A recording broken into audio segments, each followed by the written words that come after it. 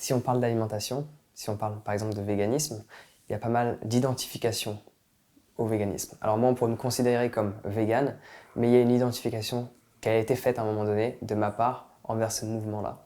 Et en regardant par exemple les séries ou la télé, différents programmes, on peut s'identifier à un comportement aussi. Donc, sans parler de ça tout de suite, qu'est-ce que tu penses de l'identification au véganisme? Qu'est-ce que le véganisme pour toi?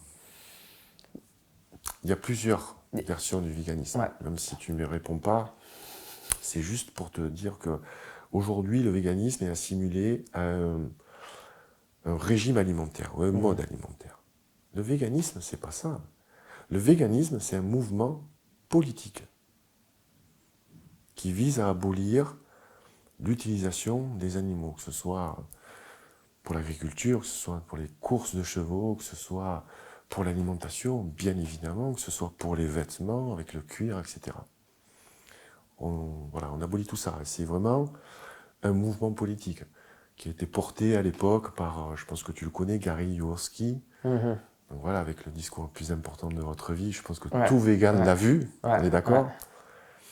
Ce qui m'avait choqué, moi, c'est qu'à la fin, il parle de nourriture industrielle. Il dit, regardez ça, c'est la simili-carné. Ouais, mais simili-carné, c'est la nourriture industrielle. Ouais. Donc il y a un peu une dissonance par rapport à, tu vois, ce type de discours. C'est-à-dire qu'on va, oui, on ne mange pas d'animaux, mais aujourd'hui, moi j'ai des amis végans qui sont en mauvaise santé, non pas parce qu'ils ne mangent pas d'animaux, ils mangent beaucoup trop de sucre, Ouais. ou aussi déséquilibrés. Tu vois, on a beau dire, les protéines sont importantes, et pourtant je démystifie ce mythe des protéines. Hein. Je parle beaucoup plus des bons glucides et des bons gras, tu vois. Les protéines, c'est pas ce qui doit faire notre part le plus important dans notre bol alimentaire. Mais c'est vrai qu'on peut être quelquefois, non pas en déficit, mais on peut mal assimiler certains aliments, notamment les végétaux, parce que notre corps n'est plus habitué à manger ça. Ouais. Et chaque personne est différente aussi. Ouais, chaque personne est différente, comme tu dis. Et pour moi, le véganisme, je l'ai soutenu au départ, je le soutiens encore. Parce que moi, j'étais punk à mon époque, tu vois. Donc c'est un peu pour moi les punks d'aujourd'hui. On faisait aussi des conneries quand on était punk. Et là, par exemple, je ne peux pas soutenir les végans, tu vois, qui ont envoyé du sang sur les vitrines des bouchers. Je ne peux Ouais. pas l'accepter, ça. Bah, vouloir stopper Et la violence par la violence ou la haine par la haine, c'est ça. même pas la violence, c'est le coup d'éclat, tu Ouais. vois. Ok, mais tu représentes qui? Qui représente les végans en France aujourd'hui? C'est les personnes qu'on voit à la télé. Les gens qu'on a choisis pour aller à la télé, c'est des gens qui apportent une polémique. Donc on va choisir toujours les extrêmes. On ne choisit jamais des gens modérés qui sont ouverts à l'autre. Donc moi je ne cautionne pas le végan tel qu'on le conçoit aujourd'hui, c'est-à-dire juste basé sur le mode alimentaire. Et je ne peux pas soutenir Go Vegan. Moi c'est un slogan, ça ne me va pas. Ouais. Bah, Go Vegan. mettre un slogan déjà là-dessus, ça va pas, parce que du coup, c'est une Tu prise de obliges l'autre, conscience. d'accord? Ouais. Et moi, il y a un musicien, je veux parler de lui, il s'appelle Devin Townsend. C'est un musicien canadien. Pour moi, c'est le Frank Zappa de la musique métal. Très talentueux, très doué, avec un très très beau public, une belle communauté. Il en vit, il est quasiment indépendant, même s'il passe par des majors. Il fait des tournées dans le monde entier. Et il est très spirituel. Il avait fait son coming out à l'époque. Je fais toujours une émission qui s'appelle Heavy Metal Food, où je vais interroger les musiciens sur leur hygiène de vie, notamment quand ils sont sur la route. Et Devin Townsend a été le premier que j'ai interviewé dans les années 2011-2012. Et il m'a fait part de son végétarisme.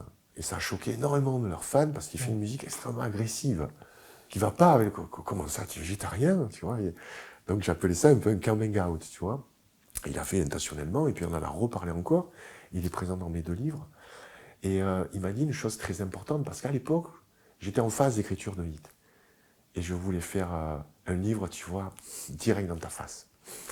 J'étais en colère, comme tu peux être en colère, quand tu découvres tout ce qu'on fait Ouais. aux animaux, comment aujourd'hui on les élève surtout. Parce que l'abattage, c'est la libération de l'animal, excusez-moi. Ouais. C'est l'élevage, c'est juste horrible. Entièrement d'accord. Je trouve Honnêtement. ça pire de consommer du lait, par exemple, que de consommer de la viande en soi, parce que Ouais, il y a le l'industrie lait, n'est pas la même. exactement. Après, il y a différents types de lait, bon, on ne va pas rentrer dans le détail. Mais en tout cas, l'élevage industriel est juste abominable. Et donc, j'étais vraiment militant dans l'âme, tu vois, parce que j'avais plus la mentalité guerrier. Je vais en découdre, tu vois. J'ai jeté ça à la face, tu vois, des gens qui vont le lire. Et en fait, lui a pas du tout cette philosophie. Lui, il est plutôt dans la séduction. Et il dit, essaye pas de montrer l'exemple, mais d'être tel que tu es. c'est les gens qui viendront vers toi. Et après, tu vas leur délivrer cette information. Donc, passer par ce mode, entre guillemets, de séduction. Et surtout, ne pas juger l'autre et ne pas imposer ton choix à l'autre. Parce que ça, même si c'est bien ce que tu fais, c'est extrêmement présomptueux de vouloir l'imposer à l'autre. De vouloir que tout le monde vive comme Jean Laval, par exemple. Tu sais que ça ne sera pas possible, pour plein de raisons.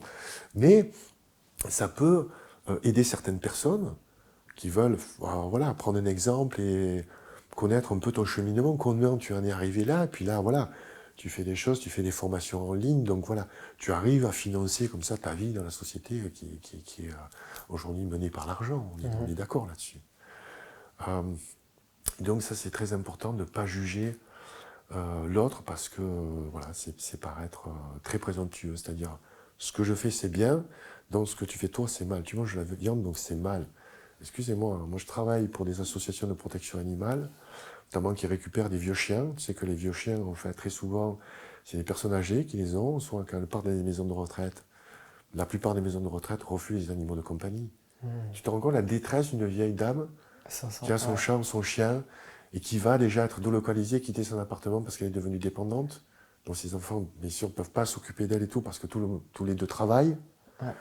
On la place dans une maison de retraite, elle n'a pas ces boules d'amour qui vivent à nos côtés. Il y a des maisons de retraite qui les acceptent. Mais bon, c'est du 3 à 4 000 euros par mois aussi. Tu vois, et il y a une profonde injustice par rapport à ça. Et donc, ces personnes-là qui travaillent dans la protection animale, j'ai adopté Stella qui était mon chien et qui est parti il y a 1 an, tu vois, mais qui est toujours là. Tu vois, ça c'est la patte qu'elle me mettait sur le bras. On l'a adoptée, elle avait 12 ans. Et elle a vécu auprès de nous jusqu'à l'âge de 15 ans. On l'a accompagnée jusqu'à la fin de sa vie. Vraiment à la fin. Et les personnes qui travaillent dans cette association qui s'appelle Cani Senior, je me rappelle, c'était là, je suis venu la chercher ici, à la gare de Lyon. Tu vois,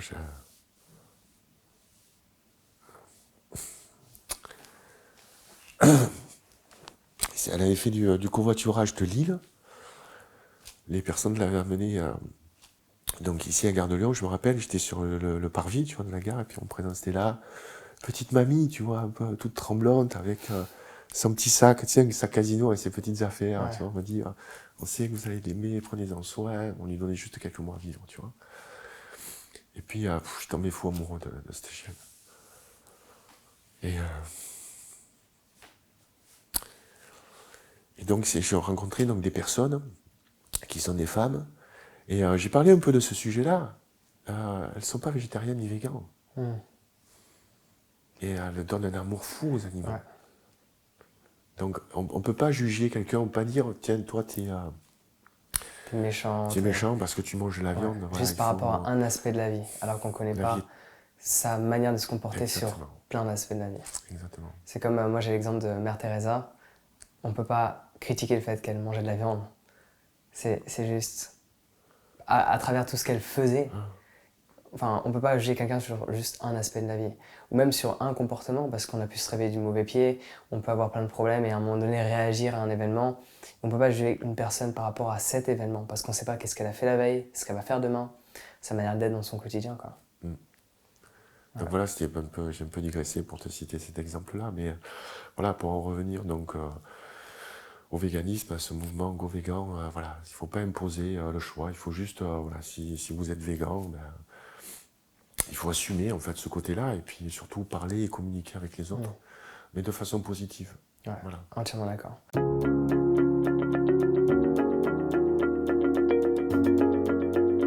Alors j'espère sincèrement que tu as apprécié ce court extrait de l'interview que je t'ai partagé avec Gilles.